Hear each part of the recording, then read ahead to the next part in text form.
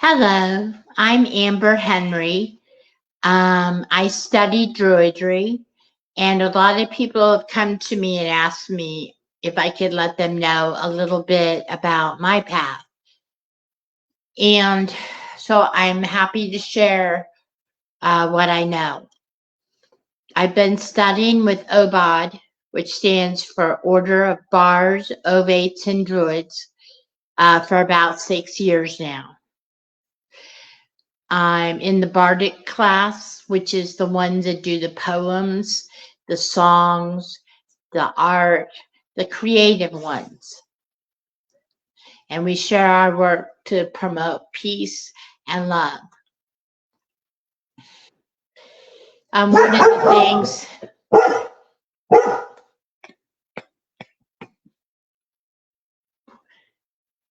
One of the things I'm sorry about that. My dog was barking. One of the things that we study is tree lore. Druid stands for tree knowledge, or rather oak knowledge. Druid is oak, and it is knowledge. So that's how that started. In the very beginning, as far back as they can recall, or that they have a written record of the Druids, is back in Julius Caesar's time, between the era of 100 BC and 45 BC, when he had been assassinated. He kept a record of most of the opposing religions, dogmas, cultures, etc., and Druidry was no exception. They wrote quite a bit about the Druids. One of the things that they wrote about was how important the Druids were for society. They worked with the emperors and all of that, and they were their seers, their peacemakers, their astrologists, their mathematicians, their philosophers, their poets. They were in those areas, and they were heavily relied upon by the royalty for advice and communication issues. So the Druids would take about 40 years of study to become a Druid back in those days. Nowadays, it doesn't take as long, because a lot of the basic information that we need to know, we were taught in regular schools, like the mathematics and philosophy and things like that were taught in our schools. So we don't have to have the 40 some odd years of study to be a Druid. The important thing was to be knowledgeable, and the biggest thing for Druids is being a peacemaker. They used to go in the middle of wars and get the two head guys together and talk to them and create peace between the nations. They were well known for that, and when they walked on the field, no one attacked them or shot them or anything. They had such respect from the community as wise men and healers and women. And then today, the Obod that I study with comes out of the UK, which comes out of the Celtic traditions and things like that. One of the things. Oh, hello, Sophia. Hi there, Amber. How you doing? Good, thanks. How are you? Pretty good. I'm not sure what to say, so I'm just staying a speech. No, that's great. That's great. I've been looking forward to this for a long time. So, yeah. Oh, good. You missed most of it. Well, not most of it, but the first bit. Well, that doesn't matter. I'll watch it on the replay. Okay, good. Okay, good. What I was saying was the OBOD organization is who I study with. Is the Order of Bards, Ovates, and Druids, which are all three sections of the Druid path. The Bards, which is what I am, is like the poets, the musicians, the artists, that sort of thing. And then the Ovates are more of the herbalists and healers. And then the Druids are the combination of different things and overall knowledge. So I've been studying for about 6 years with them. How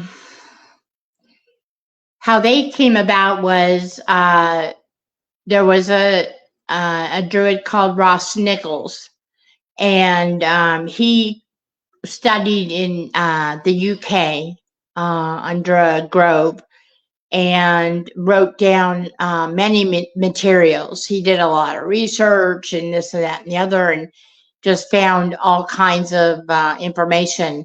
And he decided to go ahead and teach.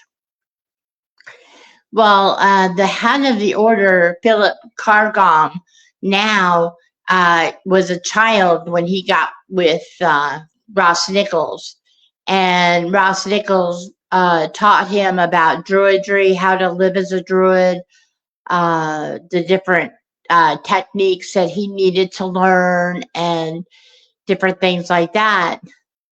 Then it kind of died off, and Ross Nichols died. And Philip Cargom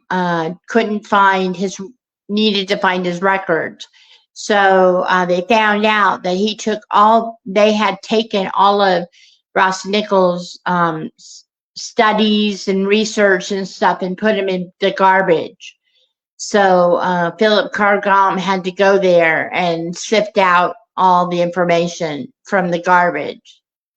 And then he went ahead and started the OBOD organization and started teaching the Druidry and everything now.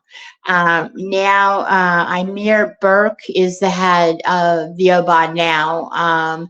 Philip Cargom kind of backed down and gave her the reins. She's an excellent teacher. She does a lot of these videos called Fireside Chats, which are on the Facebook page. And they're different chats with different people in the community. And they're usually about the depth of their spirituality and things like that. They're very interesting little chats. One of the things that I've learned from there is about meditation. I've learned that meditating every day is extremely helpful. Even if I can only meditate for 5 or 10 minutes, in the morning I wake up and I do the meditations for myself. Plus, I'm a Reiki practitioner, so I usually have a remote Reiki patient to attend to as well. Then I go about my day, and my day really goes along pretty smoothly, and my heart feels calm, and I'm able to look at things a little bit more objectively. I think that's due to some of the studies that I've done and the meditations that I do and the different things like that. Do you have any questions so far? No, that's very interesting. Thank you. You're welcome. Okay. So the other thing is once you get to a certain part, they tell you stories. Like one of the stories that they taught me was about Taliesin and Caradwyn. It's a long, intense story. I won't go into the details here, but I'll roughly brush up on it. What it is Taliesin and Gwion were hired by Caradwin to stir a pot, a cauldron, if you will, of oils and herbs. Caradwin had 2 children. I can't remember the girl's name, but the boy's name was oh,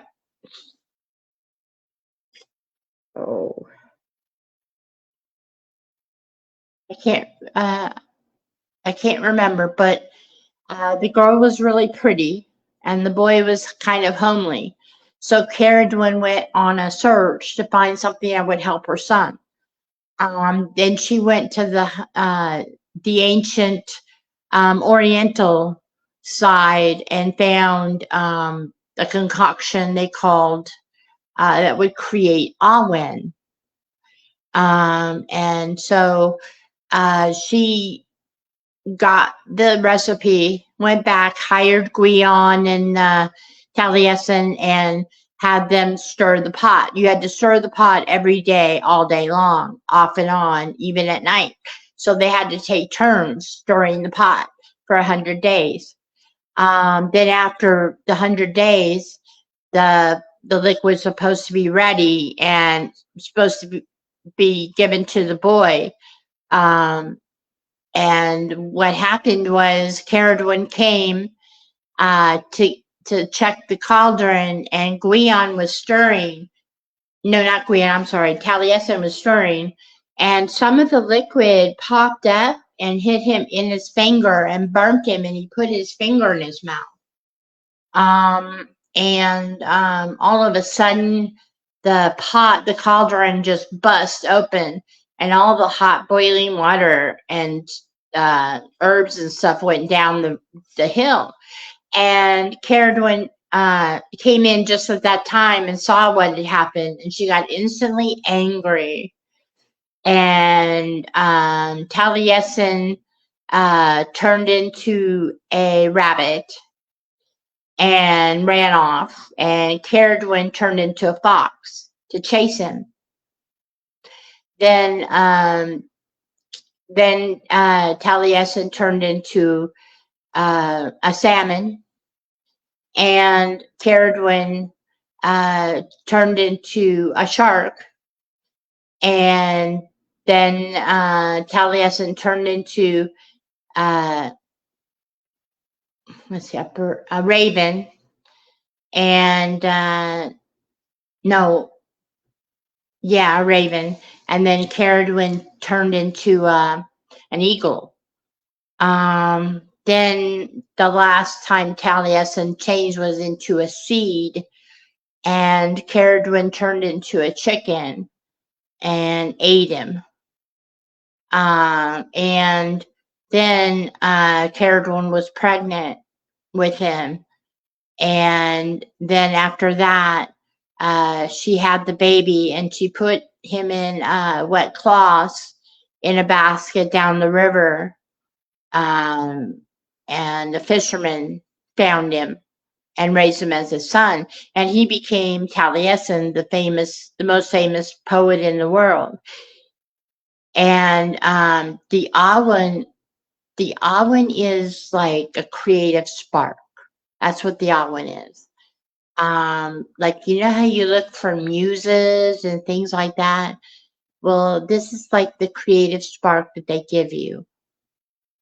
But if you look at the story in an objective way, you could see that each one of the animals represented a different aspect or symbolism of each one. So that's something to, really look into, is looking up animal symbolism. That's another big thing that Druids have, is animal symbolism. We're very close to the earth and animals. And after I learned about the Taliesin story, I learned about the elements and how they applied to me.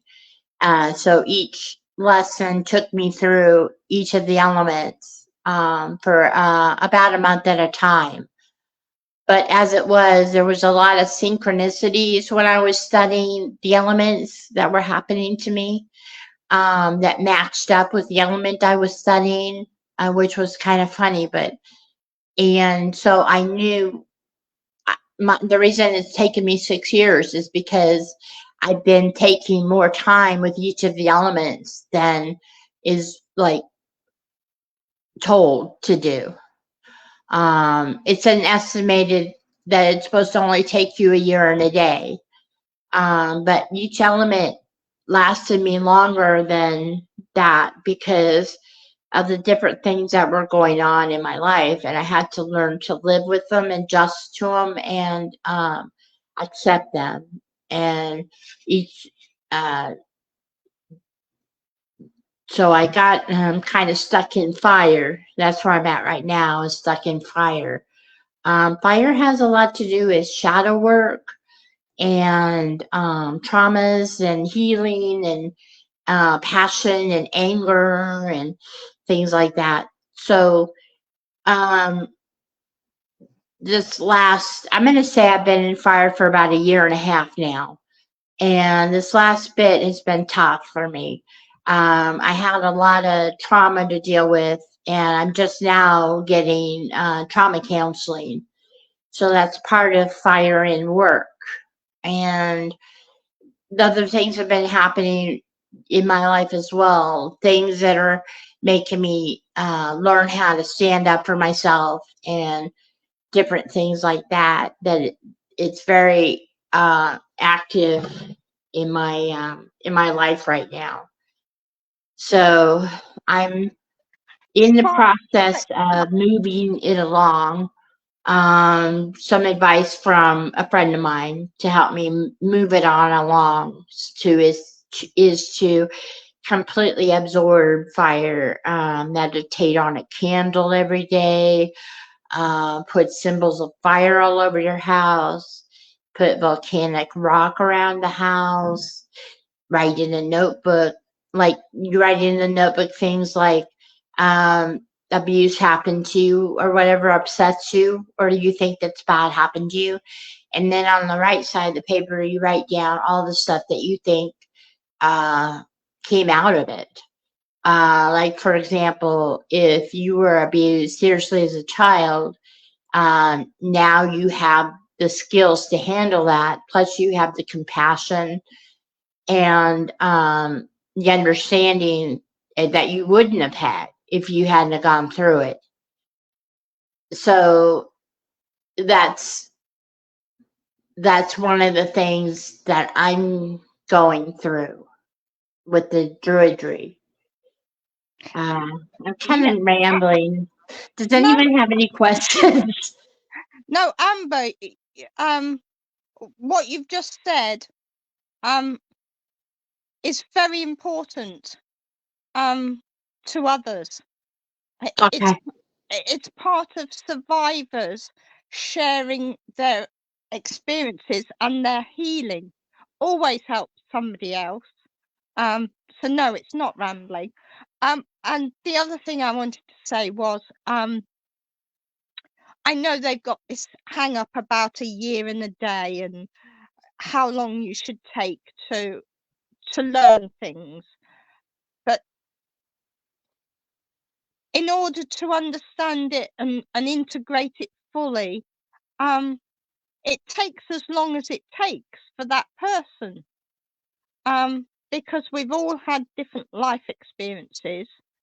So we all have different personalities. So we all learn in a very individual way and take things at different speeds. So that's absolutely fine.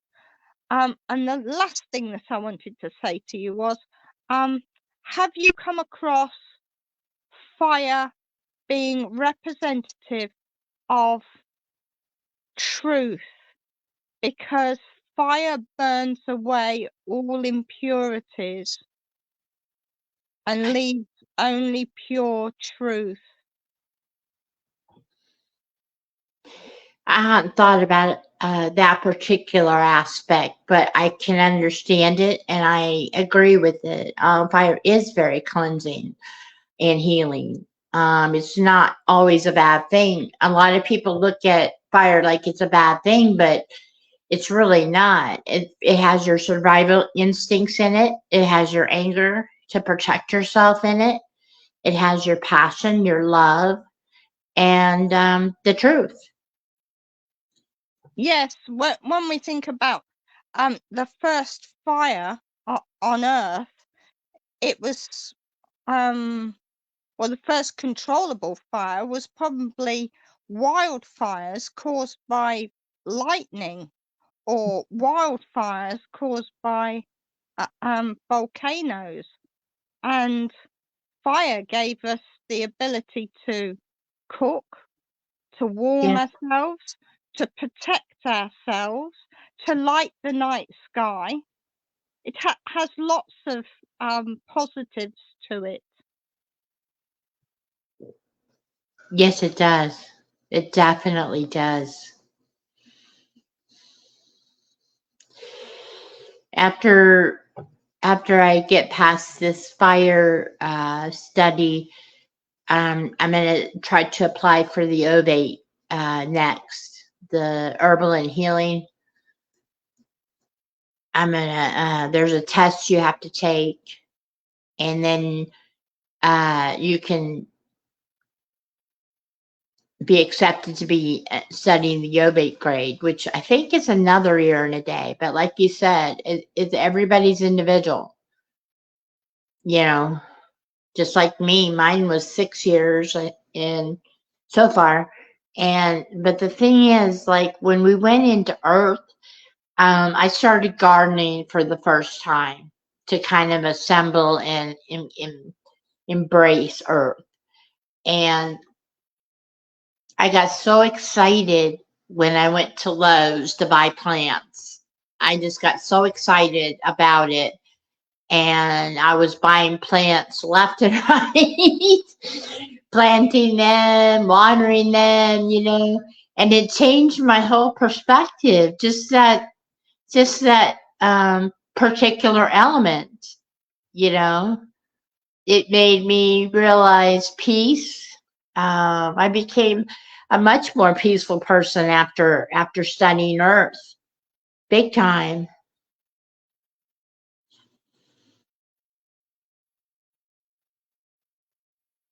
And doesn't it also teach you about what's the word? No, I've forgotten the word. But it also teaches you correspondences, doesn't it? Oh yeah. And caring, nurturing. That's the word, nurturing. How to nurture a plant to make sure that it's in the correct soil, that it's in the correct position, shade or sun, so that it's protected from frosts or too much heat or too much rain, or nurturing. Yes. Yes. But I would, no matter what path you're on, I would definitely encourage meditation. It takes some time to get used to. Sometimes, like I have a lot of static in my head sometimes, and trying to come to grips with that. One thing that I have found that helps me with that is I imagine a conveyor belt with all these boxes coming down the conveyor belt. And in each box is a thought. So you pick up the box, you look at the thought, then you put it down and let it roll away. Just like that, quickly. And you can clear your mind that way, focus more on the calm and the peace, if that makes sense. Yes, that does make sense. It I works for me. Yeah, I visualize little boats on the river that are carrying thoughts in front of me and then away from me. So I've just got this river in front of me with these little boats with the thoughts on. It's a good way too. I like that.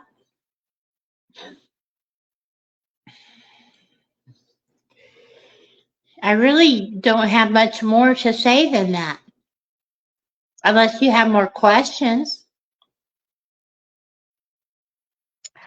So yes, I wanted to ask you, which of the elements have you already studied?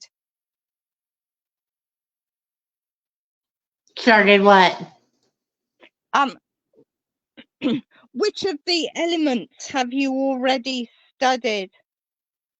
Oh, this is the last one I'm doing. I did earth, air, and water, and this is fire. This is the last one that I'm doing, but I'm probably going to continue that after the studies because I do think I learn a lot by the different elements. So the Druids have only 4 elements, do they? Well, they consider spirit too.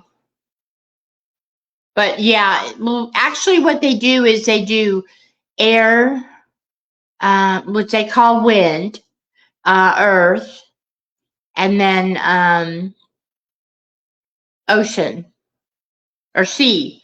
Sea. So you got earth, wind, and sea. And they don't really celebrate fire too much for some reason. They don't put a lot of emphasis on it. Me personally, I do, but they don't really put emphasis on it. And the rituals are unusual as well. They're not like Wiccan rituals or anything like that. They don't really have a god and a goddess. They have Bridget, who they recognize as a goddess, but in Druidry, there's no real goddess worship. It's more of a path than a religion, if that makes sense, a philosophy. And a lot of people combine it with different religions. Like there are Christian druids, there are Wiccan druids, and whatnot. And the thing when they do the rituals, they don't call upon a god or goddess. They do call the elements, and they call earth and sky. And they just tell a story. Like they usually incorporates like 10 to 15 active participants in the ritual, and each have parts. And it's usually parts of a story. And they go around telling this story with people doing the different parts to it. And that's how they celebrate the holidays and whatnot too. They do the same thing. And the Taliesin story is often told during the rituals. I've never been lucky enough to see a druid ritual. I've just seen them written in the pamphlets and been trying to incorporate them according to what I imagine it to be,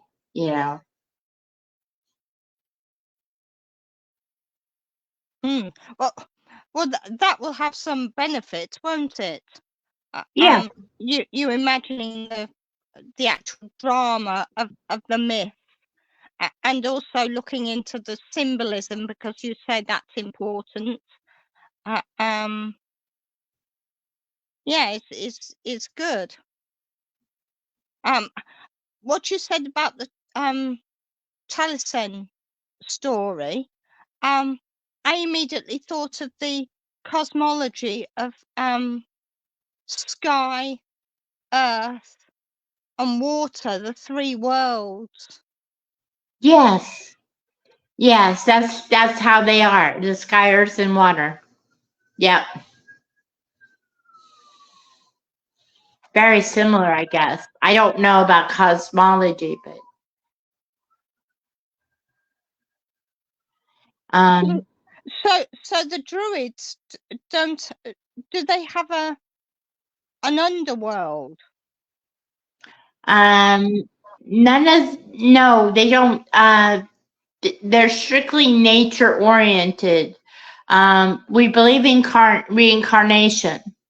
Um, but as far as an underworld, no, they don't believe in any of that. They mostly it's like, for example, hugging a tree. Like if you hug a tree, you can feel the strength from the branches and the sinews through your body. You can feel the energy of it, the strength of it, and the comfort of it. And you can put that back into the tree, and it goes down through the roots and through the mycelium network and spreads healing throughout the world. Now, the mycelium network is fascinating. Yeah.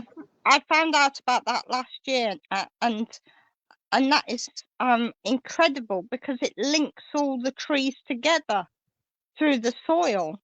Yeah. Yeah. Yeah, and I am a tree hugger. I've Oh, always good. stroked and hugged trees. Yeah.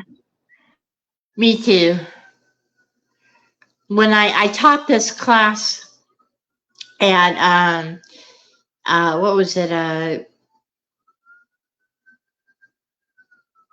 Mabon celebration, I think it was.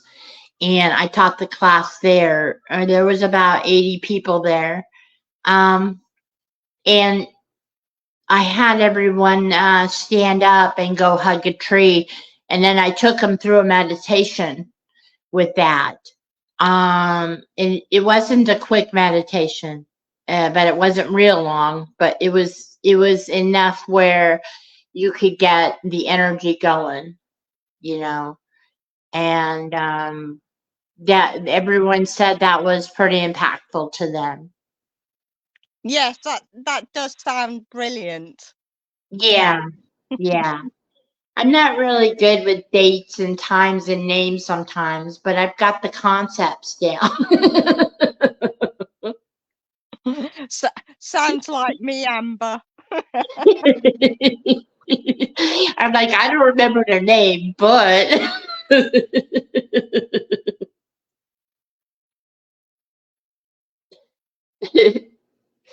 well, we focus on our strengths and not our weaknesses. Isn't that right? Yeah, that's absolutely right.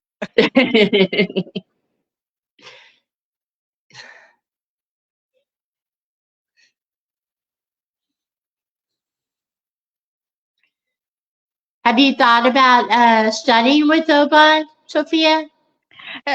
Yes, yeah, Druidry has always interested me. So yeah, I knew somebody who was a druid and a poet for a Yes. number of years online, and I think that's what sparked my interest. And I have seen an indoor festival at I think it was May Day, done by the local Druid group, and that, as you say, was it was a drama acted out by various people, and that was very engaging and yeah, great to watch. Mm-hmm. I haven't made it to one of their outdoor festivals yet, which they have at the local park. Yeah. But I haven't made it to one of those yet. But yes, I do have an interest in Druidry. Yeah. There's a website that you can go to for the Obad. It's druidry.org, O-R-G. Oh, thank you. And there's like tons of pages on there about it. It's a really great, without even joining, you can learn so much from that website. Oh, that's really worth knowing about then. Thank Yes, you. it is. I used to pore over it before I actually decided to join. I used to pore over that website every day, study something new on it. Oh, that sounds like a great learning resource. It's a vast amount of information on that website. Brilliant. Yeah.